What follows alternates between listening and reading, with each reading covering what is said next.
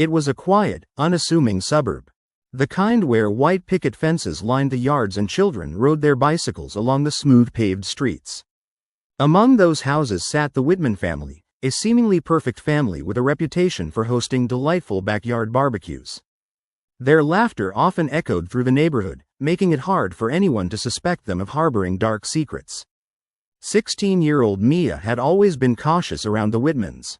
There was something unsettling about their smiles, too wide and too eager, especially after sunset when the gold turned to shadows. But her parents, seeking to forge community bonds, insisted on befriending them. One crisp autumn evening, the Whitmans invited Mia and her family for dinner. Mia's parents were thrilled, but Mia felt a knot tighten in her stomach. "Just be polite, Mia," her mother said, ruffling Mia's hair as she smoothed down her dress. The dinner started out pleasant enough. The dining room was warm and inviting, the aroma of roasting meat filling the air. Mr. Whitman, a burly man with a shaggy beard, carved an impressive roast while Mrs. Whitman, a woman with unnaturally bright eyes, served up sides with a hearty smile. "Can't wait for you to try our specialty, Mr. Whitman grinned, his teeth glinting like knives in the soft candlelight. Mia pushed her peas around her plate as her parents enthusiastically gulped down their food. "This is amazing," her father exclaimed, and Mia felt her stomach turn. The conversation flowed easily, peppered with the kind of neighborly banter that often felt rehearsed. Yet, all the while, Mia couldn't shake the feeling of being watched. Both Mr. and Mrs. Whitman were attentive, their eyes lingering on her, as if she were the main course. After dinner, Mr. Whitman insisted on giving the family a tour of their backyard. Reluctantly, Mia followed her parents outside and was taken aback by the sprawling vegetable garden. Pumpkins and squash overflowed like a treasure trove, but the sight of a locked shed in the corner sent shivers down her spine. "Isn't it wonderful?" Mr. Whitman said, chest puffed with pride. "We grow everything ourselves. Even the meat we prepare is sourced locally." At that, Mia's curiosity piqued. "Local meat? You mean from the farmers?" she asked, her voice trembling slightly. "Something like that, Mrs. Whitman replied, her eyes narrowing in what could only be perceived as a predatory gaze. Mia turned away, suddenly feeling the oppressive weight of the gathering dusk. Gathering her courage, she excused herself to the bathroom inside, longing for a moment of solitude. The bathroom was small. A flickering light overhead cast ghostly shadows on the wall.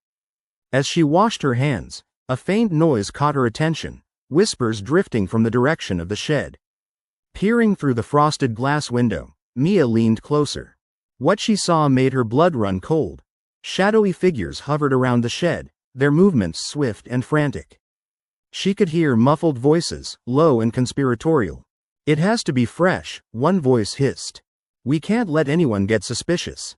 Fear coursed through Mia. It felt as if the ground had given out beneath her. The whispers moved to shrieks of laughter, chilling her to the bone.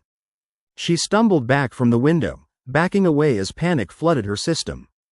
In her haste, she turned toward the door and found it slightly ajar. Tentatively, she opened it, preparing to slip back into the dining room, but someone waited there. "Looking for something, Mia?" Mrs. Whitman's voice dripped with honey, breaking the tension like glass shattering. Mia froze, her heart pounding in her chest as she tried to gather her thoughts. I was just," she stuttered. "Dinner's not quite finished yet," Mrs. Whitman said through luscious lips, her expression too wide and too eager once more. Mia could feel it then. The threat looming over her, dreadful and intense. Summoning all her remaining courage, she bolted past the woman. With no time to think logically, she pushed open the back door, ran across the yard, and toward her house, which was only a few doors down. "Hey, where's the fire?" she heard Mr. Whitman call after her, laughter trailing. But Mia didn't stop. She burst through her own front door and locked it, her hands shaking as she leaned against it, breathing heavily. Her parents returned home later that night, blissfully unaware of the horror Mia had witnessed. She wanted to tell them, she wanted to scream, but fear kept her silent. The Whitmans had warned her not to let anyone get suspicious. Days turned into weeks, and panic turned into paranoia as Mia noticed more peculiarities. Neighbors seemed to disappear without reason, and Mia always saw the Whitmans smirking, whispering amongst themselves whenever she passed. The unease nestled deep within her, pushing her to stay vigilant. One night, unable to sleep, she flopped onto her bed, tossing and turning until she reached a decision: she would confront the Whitmans. At nighttime, when they thought their secrets were safe, she would sneak over. Under the cloak of darkness, she spied on their backyard once more. She took advantage of the shadow of trees and inched closer to the ominous shed. The laughter echoed once again, but this time, as she got nearer, she felt the bile rise in her throat. Stealing a glance, what she saw made her scream. Bodies hung from hooks inside the shed, preserved just like the meat they had served. Cannibalistic horrors played out beneath the facade of neighborliness. Before she could step back, she felt a hand grab her shoulder. "Mia," the voice was sweet, almost sinister. "Why do you have to look?" That night, the Whitmans dined with her parents.